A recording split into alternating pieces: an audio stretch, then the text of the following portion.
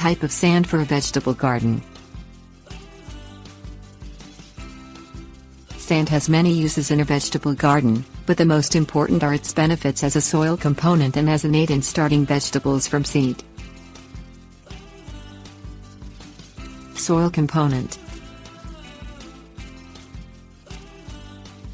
Adding coarse sand to garden soil helps create gaps between other soil components by allowing excess water to drain away and by creating air pockets that allow plant roots access to oxygen, water and nutrients.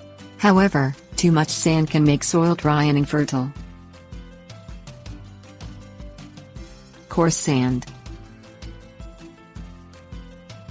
Vegetable gardeners should always use coarse sand, such as bulk or bagged sand found at home in garden centers labeled as builders or yellow sand.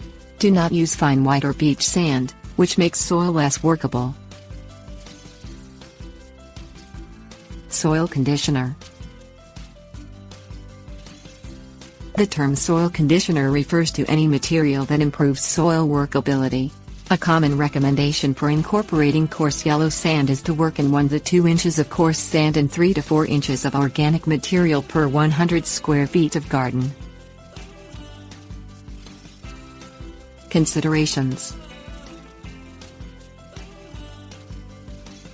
Clay soils, while rich, are often unsuitable for vegetable gardening because of their poor drainage characteristics. Some clay soils can be improved by adding proper amounts of coarse sand and organic matter, though opinions differ on the practicality of amending heavy clay soils with the volumes of sand required to make it workable. Seed Germination Aid. Gardeners can ease the process of sowing tiny seeds, such as carrot seeds, by mixing in coarse sand beforehand. Large-grained sand is also a useful non-soil germination aid. Adding sand to the drill hole helps improve germination of beans, tomatoes and peppers by increasing the light and air reaching a seed.